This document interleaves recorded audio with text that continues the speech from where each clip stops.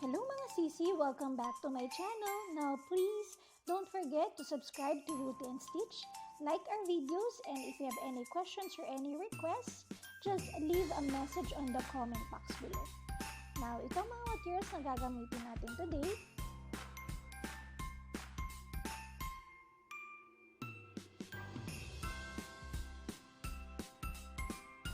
Now, to start our project, we have to make a slip knot. And then, we're going to make 26 chains. Now, this part will be yung cup area natin o yung body ng ating project. So, if you want to have it a little longer, then you can add additional chains.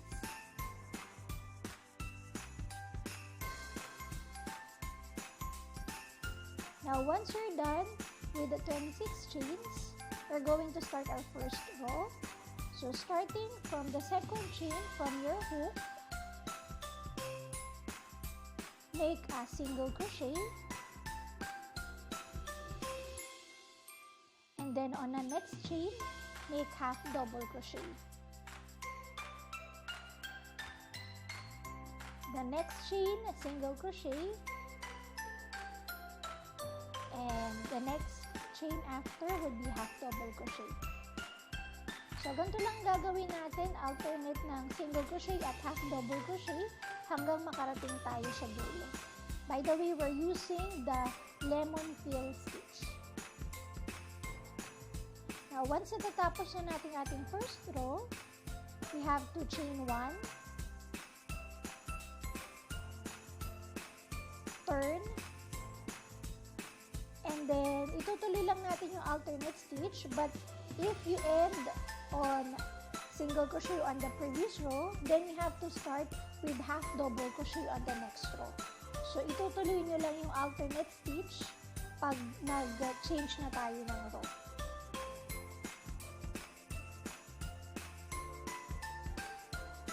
So, gawin lang natin yan hanggang makarating ulit tayo sa pinakadulo. And then, you have to repeat this pattern until we have, for this project, I made 146 rows, but you can either make it less rows or add additional rows depending on your size. Now, what you can do is get the measurement of your bust line, and then, para makuha yung desired length, you can deduct 10 to 12 inches on the body. So, dito natapos ko na yung 146 rows. We're going to start with our ruffles sa pinaka-bottom ng ating blouse or ng ating top. So, we have to chain 3. And then, we're going to make the stitch sa sideways ng ating body. So, we have to put 2 double crochet on the same stitch.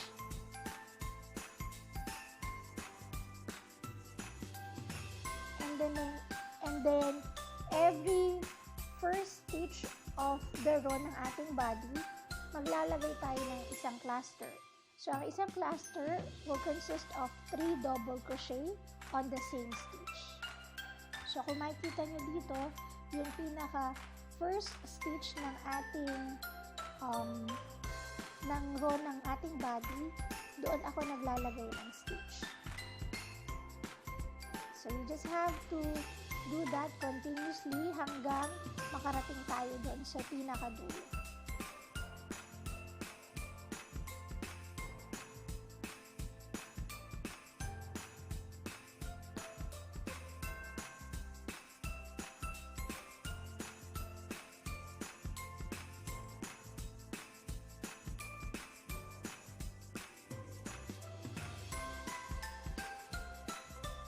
Again, 3 double crochet on the same stitch.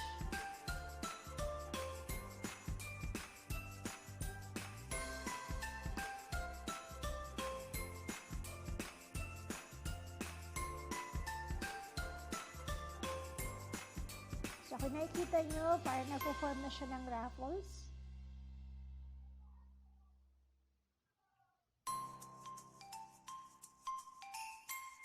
So you just have to continue doing this until we reach the end of this row.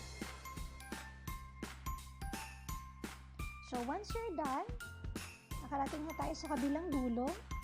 We have to join the two ends. So what we're going to do is make a slip stitch on top of the first double crochet na ginawa natin. So magkakadugtong na yung dalawang ends. Now to start our second row for the ruffles, we have to chain 3. And now we're going to put the cluster dun sa space in between the two cluster of the previous row.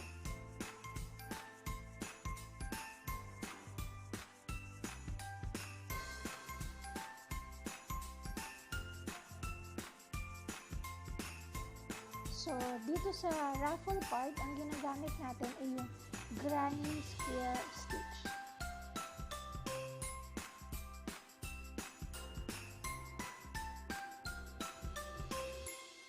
So, if you notice, I'm putting that cluster in between doon sa cluster ng previous row.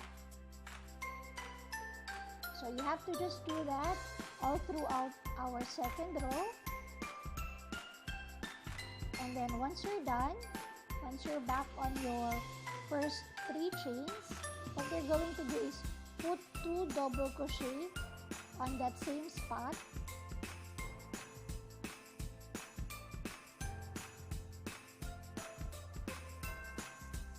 And that would form our last cluster. Now again, you have to join the 2 ends by putting a slip stitch on top of the first double crochet that we made. So gagawin lang natin itong same pattern na to hanggang marating natin yung 8 to 10 rows, or if you would like it to be a little bit longer and make it like a blouse instead of a crop top, then you can add additional rows.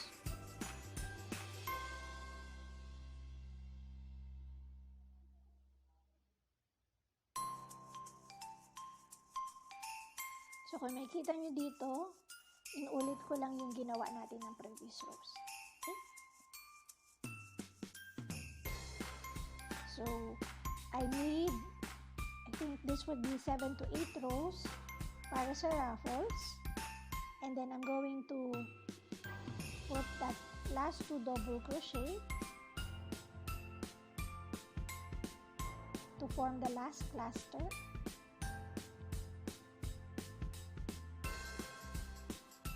And then slip stitch on top of that first double crochet, and then lock. Now we're done with our ruffles. So we're going to do now our strap, shoulder strap. So to make our shoulder strap, we have to put some markings kung saan natin ilalagay yung ating shoulder strap. So for this project, I marked the 16th row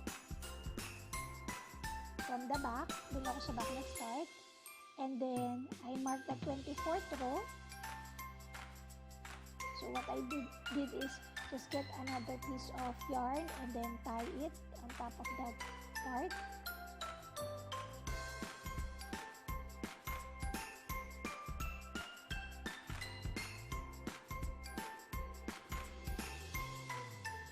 And then for the front strap, I put a mark on the 46th and 54th rows. Now once you put the marking, then you're going to start making our strap. So make a slip knot and then slip stitch on your first marking at the bottom, at the back. And then you just have to use the lemon stitch again. So that's the alternate of single crochet and half double crochet until you reach the second marking at the back.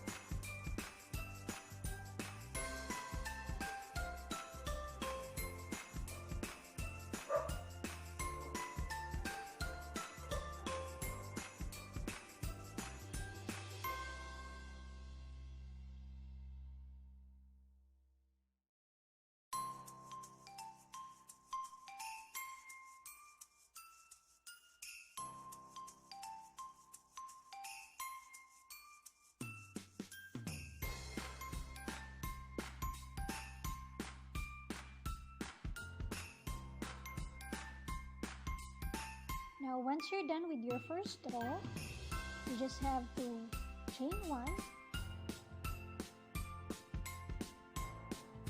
and then just like what we did on the body, if you end with a single crochet on the previous row, then you have to start with a half double crochet on the next row. So, i-continue lang yung alternate stitch natin.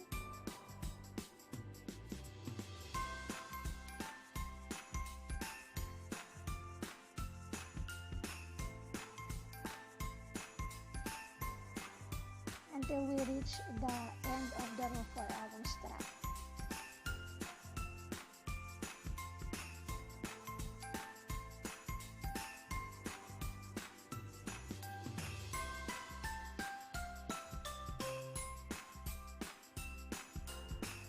So, kailangan lang natin itong ulitin hanggang makomplete natin yung strap ng ating shoulder strap.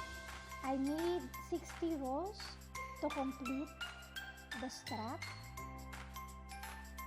So, ulitin nyo lang yung pattern na yan.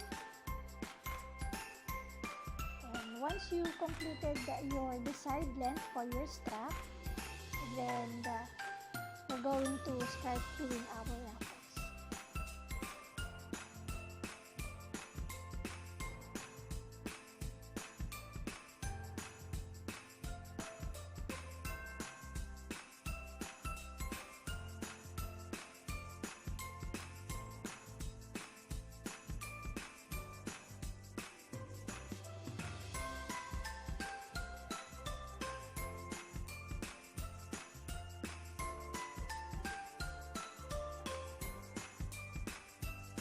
Now, once you're done with your 60 rows, or pag narating na natin yung desired length ng ating strap, magsisimula na tayo para sa ruffles sa ating shoulder.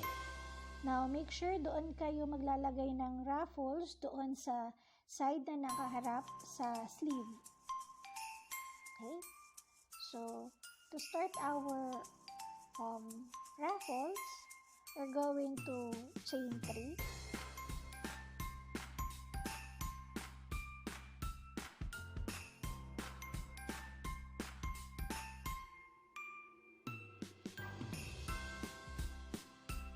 And then, just like what we did on the ruffles doon sa bottom part, maglalagay tayo ng cluster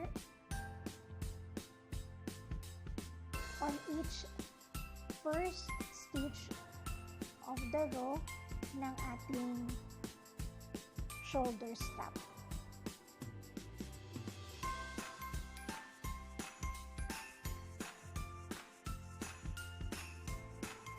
So, exactly the same ng ginawa natin sa ruffles natin sa pinaka bottom ng ating top ng ating blouse. So just continue doing that until you reach the end of the strap.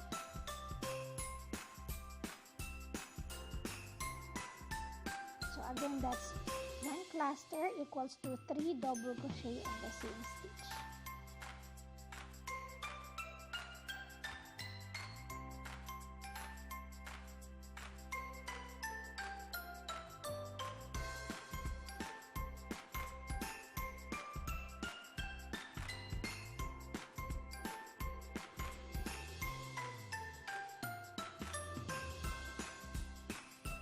Now, once we're done with our first row, we're going to chain 3.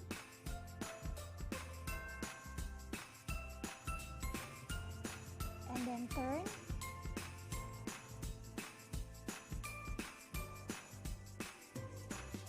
And then make a cluster on that first space in between that cluster of the previous row.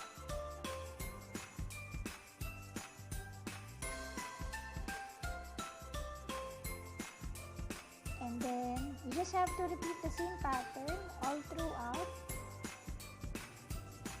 ng ating row. So, just make 1 cluster on that space between the 2 clusters of the previous row. And we just have to repeat the same pattern until we have 4 rows in total para sa ating shoulder strap. Sa ruffles ng ating shoulder strap. Okay?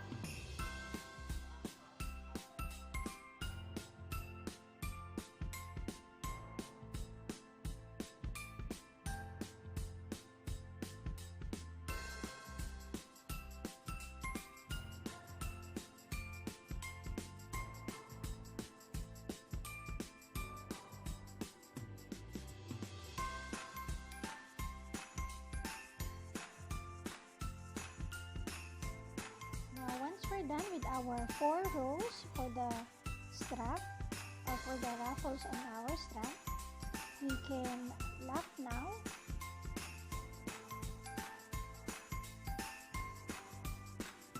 Now, make sure you leave enough tail for weaving para ma-stitch natin yung ating strap doon sa ating front part marking.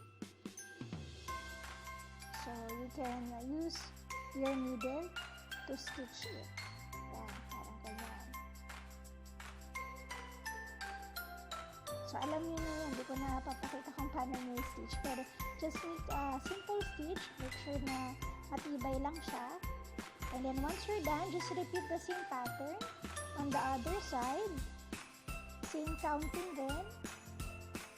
And, yes, we're almost done. So, if you see here, I already made the 2 strap.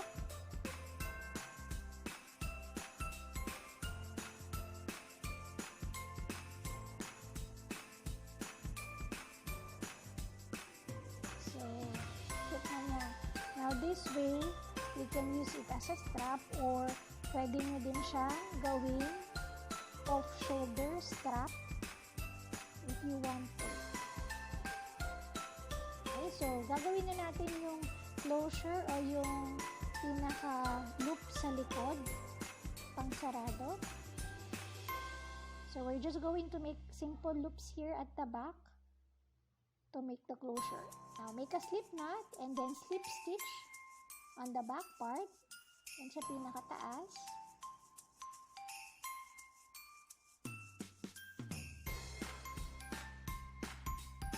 And then chain 1 and then single crochet on the same stitch, and then on the stitch after the first 2 single crochet, chain 3,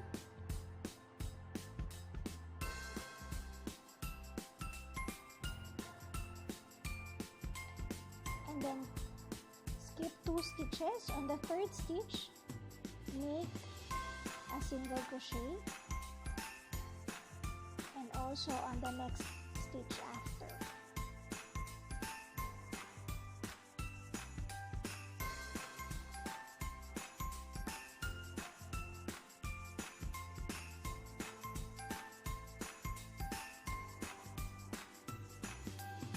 So, magiging pattern natin dito, actually dito pala may 3 single crochet, 3 single consecutive single crochet, and then 3 chains, and then skip 2 stitches, and then 3 consecutive single crochet on the next 3 stitches, and then chain 3, skip 2 stitches, and then 3 consecutive single crochet ulit. All throughout yan ang ating row. Pagdating nyo doon sa ruffle part, just single crochet across para makarating tayo sa kabilang side.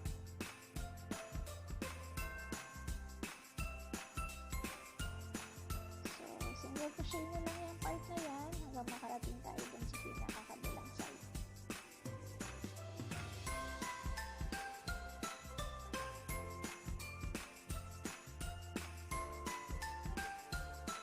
Once makarating tayo sa kabilang side, we just continue using the same pattern. Now, ang importante lang dito, make sure na kung ilan yung loopholes dun sa kabilang side, yun din yung exact number ng loopholes na magagawin natin dun sa kabilang side.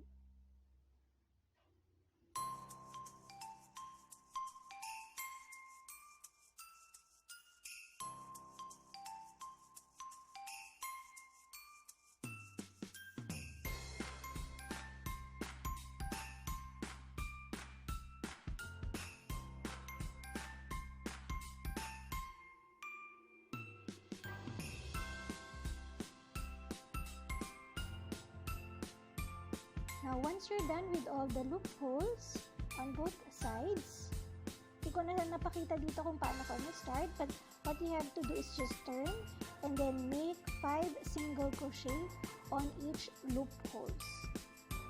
Yan, maglalagay lang tayo ng 5 single crochet. Immediately, you're going to jump on the first loophole and put 5 single crochet, and then continue doing that on all loopholes. Kaya nang ginawa ko dito sa pinaka-last part. Now, on the ruffles side, dun sa pinaka-dulo, all you have to do is slip stitch across para makarating sa kabilang side, and then continue making that 5 single crochet on each loop. So, ito na yung pinaka-last loop where I put my 5 single crochet, and then once you're done, you just single crochet on that last, or you slip stitch on that last single crochet, and then lock and cut the excess yarn.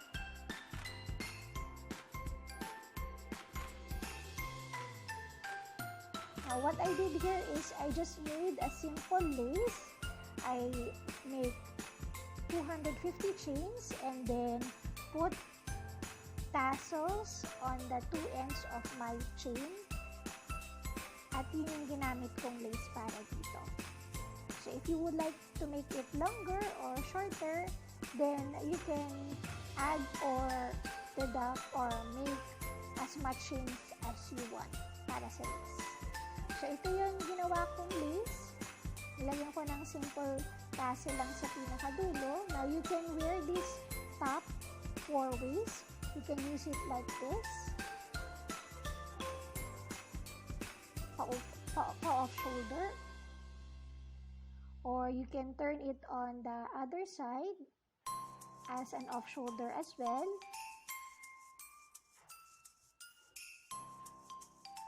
Yan, ganyan siya. So if you want, you can make it a little longer. So mag-add lang kayo ng rows. So you can use it like this. Sabang cute. And then you can also use it as normal shoulder strap, and this lace you can either use it just like what I put it here earlier, or you can also tie it sa inyong neck. So ganyan. So you can also follow me on my Instagram account, Tuti and Stitch, or my Facebook page, Tuti and Stitch. So please don't forget to subscribe, like, and comment if you have any requests. Thank you. Bye-bye.